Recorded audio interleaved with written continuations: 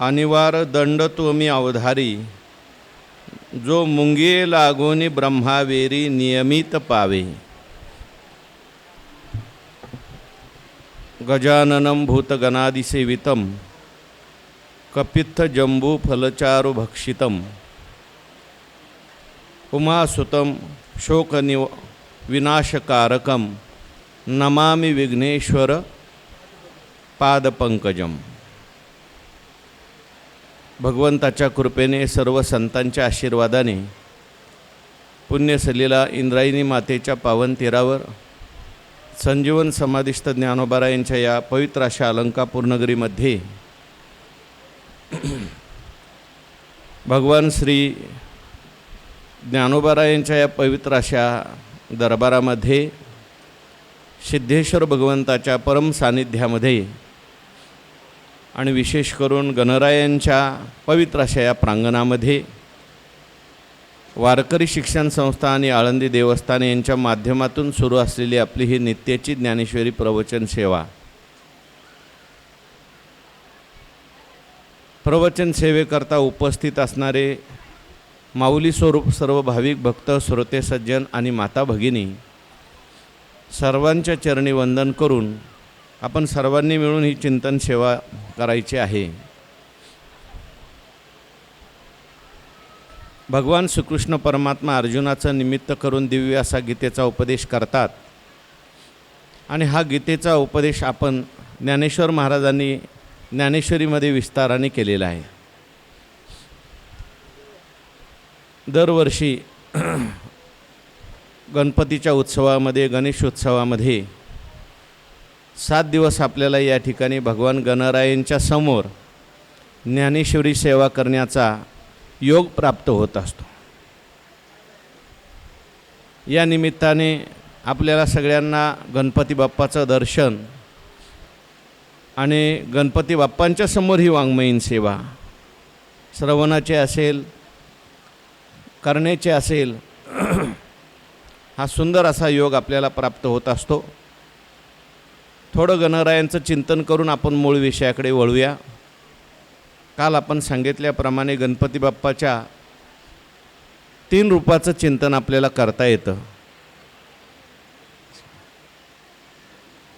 गणपती बाप्पाचं जे भौतिक रूप आहे, आधिदैविक रूप आहे आणि आध्यात्मिक रूप आहे। संत वाङ्मयामध्ये आपल्याला या तिन्ही रूपाचं चिंतन केलेलं आढळून येतं। भौतिक रूप आहे ते आपल्याला ध्यान करण्याकरता, या चर्मचक्षुने पाहण्याकरता भौतिक रूपाचं आलंबन आहे। दैविक रूपाचं सुद्धा आपण मनाने स्मरण करू शकतो। त्या दैविक रूपामध्ये गणरायांच्या अनेक गुणांचं वर्णन केलेलं आहे, चरित्रांचं वर्णन केलेलं आहे आणि आध्यात्मिक रूप भगवान गणरायांचं जे आहे ते मात्र एकच आहे, ते तुमचं आमचं सगळ्यांचं रूप आहे। त्याचं वर्णन केलेलं आहे। ज्ञानोबारायांनी सुद्धा ज्ञानेश्वरीमध्ये अनेक ठिकाणी गणपतीचं वर्णन केलं आहे। गणेश शब्द आलेला आहे। देवा तूच गणेशू सुरुवातीलाच आलेला आहे, हे आध्यात्मिक रूपाने वर्णन केलेलं आहे।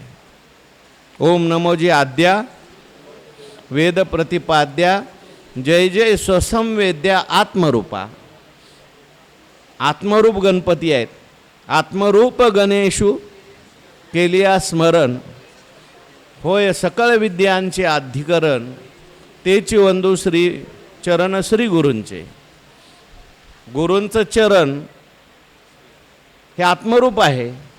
चरण म्हणजे स्वरूप आणि तेच गणपती बाप्पाचं आध्यात्मिक रूप आहे। त्वमेव प्रत्यक्षम ब्रह्म असी, आत्मा असी, असं वर्णनही अथर्व शीर्षामध्ये केलेलं आहे।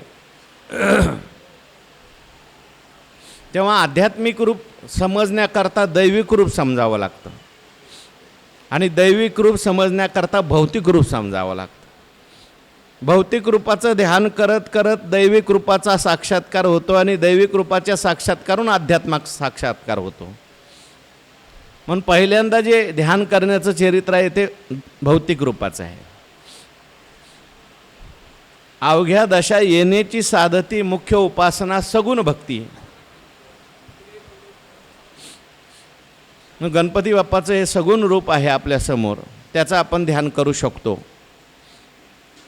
या सगुण रूपातूनही आपल्याला अनेक गुण घेता येतात. आपण दरवर्षी चिंतन करतो. गणपती बाप्पांची ही जी सुकुमार असलेली गणेश मूर्ती आहे, सर्वप्रथम गणेश भगवंताचे विशाल कान आपल्याला जणू काही निर्देश करतात की तुमचे कानसुद्धा माझ्यासारखे विशाल असले पाहिजेत, मोठे असले पाहिजेत. माणसाचे कान मोठे असावेत, हलके असू नयेत. तर कान मोठा असणं हे जे आहे हे श्रवणाचं प्रतीक आहे. भगवंताचा साक्षात्कार होण्याकरता सगळ्यात पहिली भक्ती जर कोणती असेल तर ती श्रवण आहे. माणसाने खूप ऐकावं चांगलं किंवा देवासंबंधी. भगवान परमात्मा जे मनामध्ये येतात ते श्रवणाच्या द्वारेच येतात. आणि म्हणून रामायणामध्ये सुद्धा वाल्मिकी ऋषींनी प्रभू रामचंद्रांना राहण्याच्या काही जागा सांगितल्या. त्यात पहिली जागा सांगितली, जिनके श्रवण समुद्र समाना आणि कथा तुम्हारी सुबग सरी नाना. देवा, तुमची कथा जी आहे ती नदीसारखी आहे. अनेक नद्या समुद्रात येऊन मिळतात, पण तरी समुद्र कधी भरत नाही. तसं तुमच्या किती कथा ऐकल्या तरी ज्याचे कान तृप्त होत नाहीत त्याच्या मनात जाऊन तुम्ही राहा. गणपती बाप्पांच्या विशाल कानातून गणपती बाप्पाने आपल्याला हे सुचवलं आहे. आपण दरवर्षी चिंतन करतो. यानंतर गणपती बाप्पांचं जे नाक आहे ते लांब आहे. जणू काय आपल्याला गणपती बाप्पा निर्देश करतात, तुमचंही नाक माझ्यासारखं लांब पाहिजे. शुद्ध चारित्र्याचं प्रतीक नाक आहे. एखादा मनुष्य काही चुकला तर लोक म्हणतात त्याला नाक राहिलं नाही, म्हणजे त्याचं चारित्र्य संपलं. त्यानंतर गणपती बाप्पांची दृष्टी जी आहे ती सूक्ष्म आहे. कारणाची दृष्टी मनुष्याकडे असली पाहिजे. या स्थूल जगताकडे पाहत असताना या उपाधी माझी गुप्त चैतन्य असे सर्वगत ते तत्वज्ञ संत स्वीकारित. अशी आपली दृष्टी असली पाहिजे. त्यानंतर गणपती बाप्पाचं उदर आहे ते विशाल आहे. माणसाचं पोट मोठं असलं पाहिजे. खाऊन मोठं करण्यापेक्षा पोट मोठं असणं म्हणजे सगळ्यांचे गुणदोष आपल्या पोटात घालता आले पाहिजे. व्यापक अंतःकरण पाहिजे. मधुरा वाणी ओठी तुका म्हणे वाव पोटी. आणि यानंतर अशा प्रकारे गणपती बाप्पाचं सुंदर असं भौतिक रूप आहे. या भौतिक रूपाचं सुद्धा संत वाङ्मयामध्ये अनेक ठिकाणी वर्णन आलेलं आहे.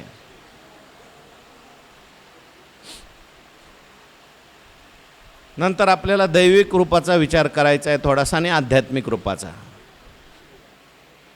तो आपण रोज क्रमाने पाहू.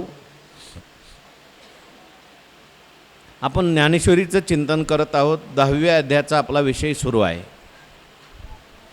आणि भगवान परमात्मा अर्जुनांचं निमित्त करून विभूती योग सांगत आहेत. अनेक प्रकारच्या विभूती सांगितल्या.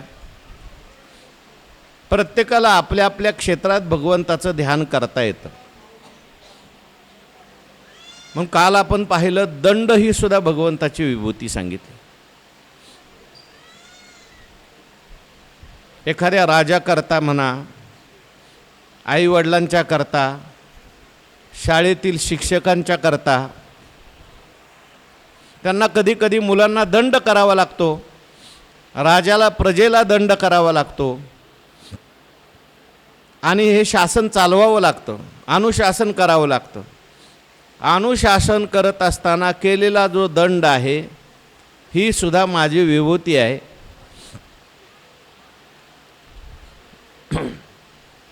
कारण तो दंड सुद्धा मनुष्याच्या जीवनामध्ये चांगला निग्रह करून त्याला चांगल्या मार्गाने घेऊन जात असतो.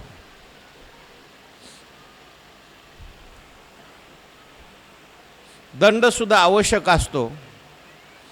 त्या दंडाचं वर्णन ज्ञानोबारायांनी जे केले ते आपल्याला आज पाहायचं आहे. अगा दमयितया माझारी अनिवार दंड तो मी अवधारी जो मुंगिये लागोनी ब्रह्मावेरी नियमित पावे. ज्ञानोबारायांनी हा जो दंड सांगितलेला आहे हा ईश्वराचा दंड सांगितलेला आहे. दंड ही माझी विभूती आहे. आणि दमितया माझारी दमन करणाऱ्या अनेक गोष्टी आहेत ज्याच्यामुळे माणसाचा निग्रह होतो. आपण काल पाहून आलो, साम आहे, दाम आहे, भेद आहे. त्याच्यामुळे सुद्धा मनुष्याला निग्रह होतो किंवा त्याचं शासन होतं. भीतीने सुद्धा कधीकधी माणसाचं दमन केलं जातं. अशा दमन करणाऱ्या अनेक गोष्टी आहेत. पण भगवान म्हणतात अगा दमितया माझारी अनिवार दंड तो मी अवधारी.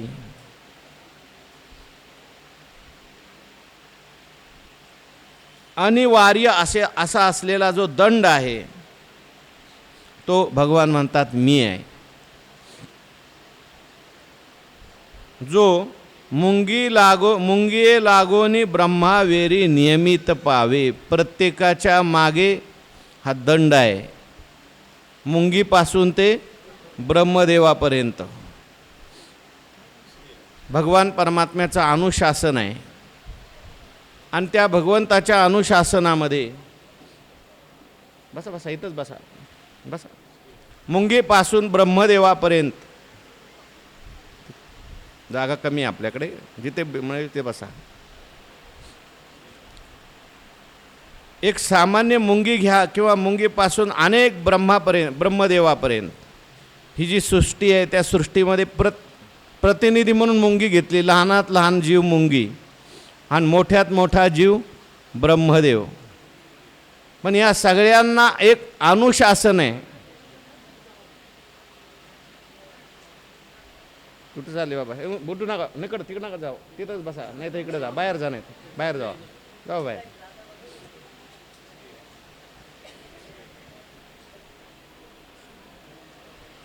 मुंगीपासून ते ब्रह्मदेवापर्यंत ईश्वराचा दंड मागे लागलेला आहे. नियमन आहे. मुंगीला सुद्धा काही शिस्त आहे. मुंगीला सुद्धा काही नियम लागवून दिलेले आहेत. प्रत्येक प्राण्याला कीटकाला सुद्धा देवाने काही नियम लावून दिलेले आहेत.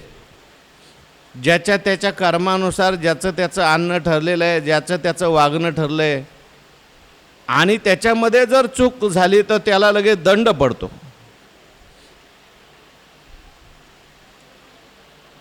तो दंड प्रत्येकाला आहे. मनुष्य असू द्या, पशु असू द्या, प्राणी असू द्या, चुकला की त्याला दंड होतो. बाहेर जरी आपल्याला एखादा मनुष्य वाचला तरी सुद्धा ईश्वराच्या शासनामध्ये त्याला दंड बसतो. आणि कुठलंही कर्म घडलं की त्या कर्माचा त्याला फळ भेटतं. ते फळ दंडरूपाने त्याला असतंच. अनेक प्रकारचे आपल्या जीवनात दुःख येतात. त्या दुःख म्हणजे काय? आपण केलेल्या कर्माचा तो दंडच आहे. त्या दंडाने आपली शुद्धी होते. नाही इथे मिळालं तर मग शेवटी यमाकडे दंड आहे सगळा. यमाचे यमदंड पडतील माथा असं म्हटलेलं आहे. अगदी मुंगीपासून मुंगीला सुद्धा दंड आहे. अहो, मुंगीचं शरीर प्राप्त होणं हा दंड नाही का? पावलो केली याचा दंड तुकाराम महाराज म्हणतात. खानी भोगिल्या याती उदंड आता केला पाहिजे खंड, तुका दंडवत घाली देवा.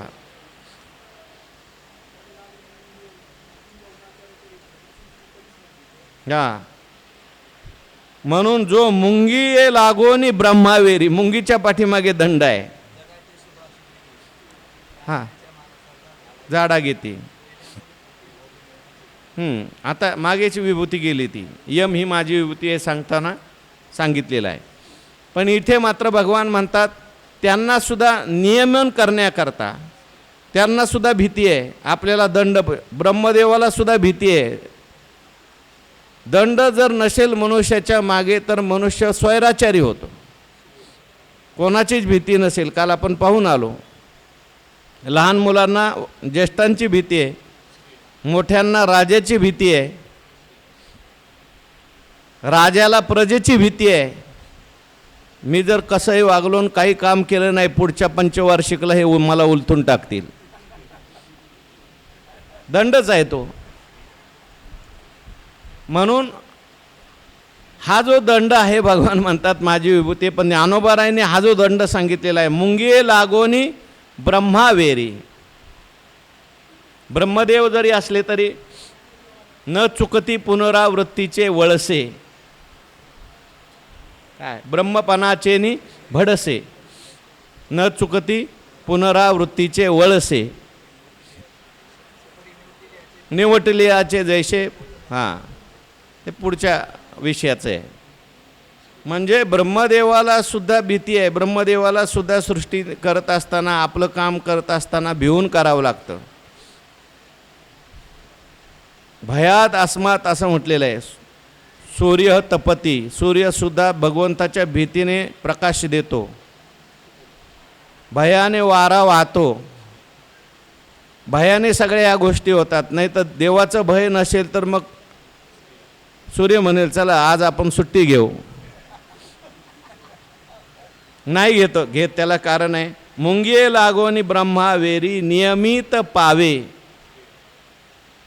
अपरिहार्य आहे. त्यांच्याही मागे दंड लागलेला आहे. म्हणून भगवान म्हणतात ते माझं रूप आहे. दंड ही माझी विभूती आहे. म्हणून जो काही दंड झालेला आहे, या दंडामध्ये मनुष्याने भगवंताला पाहायला शिकावं. आपल्याला एखादा दंड झाला, दुःख आलं एखादा आपल्या जीवनात, असं म्हणायचं नाही वाईट झालं, बरं झालं देव आला. कारण दंड काय आहे, भगवंताची विभूती आहे की नाही. केलेल्या कर्माचा तो दंड असतो. केले कर्म झाले तेची भोग आले. दंडाने भगवान आपल्याला शुद्ध करतोय. दंडाने आपल्याला भगवान परमात्मा योग्य दिशेने घेऊन चालतोय. त्यामुळे मनुष्य नियमाने वागतो. मुंगीपासून ब्रह्मदेवापर्यंत नियमाने जी सृष्टी चाललेली आहे, असा सगळ्यांचा निग्रह करणारा, योग्य मार्गाने त्यांना घेऊन जाणारा दंड माझी विभूती आहे. पुढे भगवान म्हणतात नीती रश्मी जिगीषताम. काल आपण त्याचं चिंतन करून आलो. जिंकण्याची इच्छा ज्यांची आहे त्यांना जिंकण्याकरता जी मदत करते, जिंकून देते, अशी असणारी जी नीती आहे, भगवान म्हणतात मी आहे. नीतीच्या साह्याने विजय प्राप्त होत असतो. म्हणून जिथे आपल्याला विजय दिसतो त्या ठिकाणी निश्चित कुठेतरी नीती असते. आणि जिंकणाऱ्या मनुष्यामध्ये जी नीती आहे, भगवान म्हणतात ते माझं स्वरूप आहे. नीती रश्मी जिगीषताम. प्रत्येक व्यवहारात कुठल्याही ठिकाणी आपल्याला जय पाहिजे, पराजय कोणाला पाहिजे का? अहो, यश पाहिजे का नको? अभ्यास करणारा मुलगा असेल तर त्याला यश पाहिजे. पैसे कमवणारा मनुष्य पाहिजे असेल त्याला यश पाहिजे. निवडणुकीला उभा आहे त्याला सुद्धा यश पाहिजे. युद्ध करणार आहे त्याला सुद्धा जय पाहिजे. पण प्रत्येक व्यवहाराची नीती ठरलेली आहे. त्या नीतीचे नियम पाळून तुम्ही जर त्या ठिकाणी गेलात तर तुम्हाला विजय निश्चित मिळेल. नीतीचे नियम सोडले तर मिळालेला जो विजय आहे तो शाश्वत नाही. म्हणून भगवान म्हणतात असे जिंकणारे जे लोक आहेत, विजयी झालेले लोक आहेत, ज्यांनी यश मिळवलेलं असं लोक आहेत, त्या यश मिळवलेल्या लोकांच्यामध्ये असलेली नीती जे आहे ती मी आहे. नीती शब्दाचे दोन अर्थ आपण पाहिले. एक नीती म्हणजे न्याय किंवा नीती म्हणजे त्या व्यवहारामध्ये जे काही नियम ठरवून दिलेले असतात. युद्धाची नीती वेगळी आहे. कधीकधी युद्धामध्ये राजकारणामध्ये कपट नीतीचा सुद्धा, कूटनीतीचा सुद्धा उपयोग करावा लागतो. ते चाणक्यांची नीती प्रसिद्ध आहे. विदुरांची नीती प्रसिद्ध आहे महाभारतामध्ये. हे सगळे नीतीचे नियम आहेत. ते मनुष्याला या मनुष्य देहात आपल्याला सुद्धा जिंकायचं आहे. जिंकावा संसार येणे नावे तरी शूर. आपल्याला जिंकायचं आहे. कामक्रोधांना जिंकायचं आहे, विकारांना जिंकायचं आहे, इंद्रियांना जिंकायचं आहे, मनाला जिंकायचं आहे, नवे नवे भगवंताला सुद्धा आपल्याला जिंकायचं आहे. पण त्याच्या प्रत्येकाच्या नीती ठरलेल्या आहेत. त्या नीतीने धर्माच्या दृष्टीने मनुष्य गेला तर मग भगवंत प्राप्त होतो. म्हणून भगवान म्हणतात नीती मी आहे. पै सारा सार निर्धारितया धर्मज्ञानाचा पक्ष धरितया सकळ शास्त्रा माझे या नीती शास्त्र ते मी. ज्ञानोबारांनी नीतीशास्त्र आणलंय. पै सारा सार निर्धारितया. सार आणि आसार या जगामध्ये सारही आहे आणि आसारही आहे. सार काय? सार सार सार विठोबा म्हणते. फलकटतो संसार येथे सार भगवंत.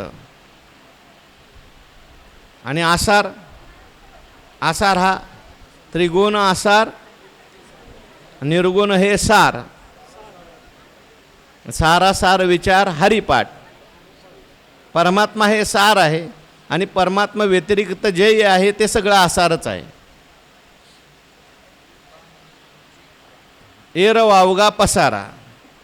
म्हणून या सारासाराचा निर्धार करून खरं आणि काय, खोटं काय, नित्य काय, अनित्य काय, सत्य काय, असत्य काय, याचा विचार ज्या शास्त्रात होतो, याचा नुसता विचार नाही, निर्धार होतो, निश्चय होतो. सत्यतू सत्यतू सत्यतू विठ्ठला कागा हा दाविला जगदाकार. सारासार निर्धार रितया. आणि निर्धार करून मग धर्म ज्ञानाचा पक्ष धरितया. जे शास्त्र सारासाराचा विचार करून धर्माचा, ज्ञानाचा, धर्मज्ञानाचा पक्ष धरतं. धर्माचं ज्ञान त्या ठिकाणी असतं आणि त्या धर्माच्या ज्ञानाच्या बाजूनी जे शास्त्र चालतं, धर्माला धरून जे शास्त्र चालतं ते सकळ शास्त्रा माझे या नीतीशास्त्र ते मी. अनेक शास्त्र आहेत पण त्या सगळ्या शास्त्रामध्ये सारासार विचार करून, साराचा निर्धार करून, धर्माच्या ज्ञानाच्या बाजूने जे चालतं, धर्म किंवा ज्ञानाच्या दोन्हीच्या बाजूने जे चालतं किंवा धर्मज्ञानाच्या बाजूने जे चालतं ते शास्त्र काय आहे? मी आहे. नीतीशास्त्र. नीती जी आहे ती नेहमी धर्माला धरून पाहिजे. म्हणून भगवंताच्या अवताराचं कारण सांगत असताना धर्माशी नीतीशी शेष भरी म्हटलंय. म्हणजे काय हो? दोन्ही एकत्र आणतो, त्या दोघांचं लग्न लावून देतो मी. काय होवे? दैत्याची कुळे नाशी, साधूंचा मान गिवसी. धर्माशी आणि नीतीशी शेजभरी. एका शेजावर आणतो त्यांना, एका शय्येवर आणतो म्हणजे मी. कारण काय आहे, धर्म जो आहे नीतीशिवाय विदूर आहे आणि नीती धर्माशिवाय विधवा आहे. काही लोक म्हणतात आम्ही धर्म वगैरे काय मानत नाही, फक्त आम्ही नीती मानतो, आमचं सगळं राज्य नीतीनुसार चालतं. काही देशामध्ये धर्म नाहीच आहे, पण नीतीचे नियम आहेत. परदेशामध्ये कुठं धर्म आहे, सगळीकडेच, आणि असेल तरी त्यांचे धर्म वेगळे आहेत. काही राज्य तर असे आहेत, काही देश तर असे आहेत की तिथे धर्म शब्द म्हणला तरी दोष मानला जातो. धर्ममध्ये आणायचा नाही. चीनसारखी राष्ट्र आहेत, कुठे धर्म आहे तिथं? काही भागात फक्त बौद्ध धर्म आहे, कम्युनिझम म्हणतात त्याला. धर्म मानायचा नाही, देव मानायचा नाही, पण तिथेही काही लोक नीतीने वागतातच की नाही. ही माझी आई आहे, ही माझा भाऊ आहे, मी चांगलं वागलं पाहिजे, मी माझ्या वाट्याचंच फक्त घेतलं पाहिजे, हे नियम बनवलेले आहेत. कोणाला त्रास होईल असं वागायचं नाही. पण केवळ नीतीचे नियम आहेत, धर्माला सोडून आहेत ते.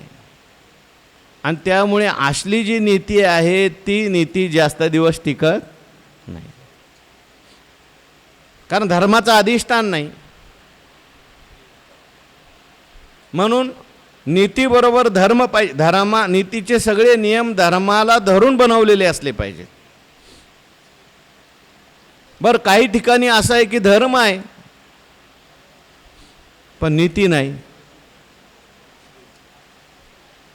नुसता धर्म आहे तो तोंडात आहे, धर्म जो असतो तो अंतःकरणात असतो, बुद्धीत असतो, आणि नीती ही वागण्यात असते. रावणाला धर्म माहिती नव्हता का? पण तरीसुद्धा वाईट का वागत होता? धर्म होता पण नीती नव्हती त्याच्याकडे. म्हणून ह्या दोन्हीची सांगड, नीतिशास्त्र जे आहे, जिथे जिथे विजय आपल्याला दिसतो तो विजय जो आहे तो नीतीने मिळतो. रावणाला जो पराजय प्राप्त झाला, पांडवांना जो विजय प्राप्त झाला, तो कशामुळे मिळाला? नीतीने. आणि ती नीती जी आहे ती सत्य काय, असत्य काय, धर्म काय, अधर्म काय याचा विचार करून धर्माच्या ज्ञानाचा पक्ष धरून होती. धर्माला सोडून त्यांनी कधी वागले नाहीत. त्रास त्यांना झाला जीवनामध्ये. नीतीने वागणाऱ्या माणसाला खूप त्रास आहे. धर्माच्या वागणाऱ्या माणसाला सुरुवातीला त्रास होईल, पण शेवटी विजय प्राप्त होतो, समाधान प्राप्त होतं, सुख प्राप्त होतं. म्हणून सकळ शास्त्रा माझी या नीतिशास्त्र ते मी. त्यानंतर भगवान परमात्मा पुढे विभूती सांगताना म्हणतात, मौनम चैवास्मी गुह्यानाम. गुह्य गोष्टीमध्ये मौन मी आहे. आघव्याची गुढा माझी मौनते सुहाडा.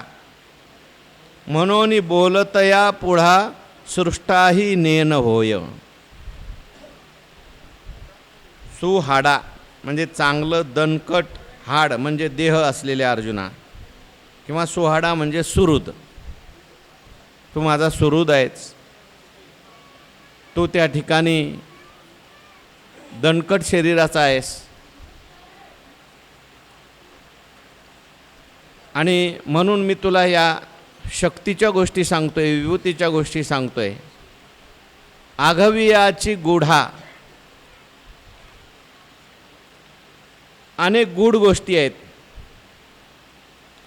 लपवण्यासारख्या अनेक गोष्टी आहेत.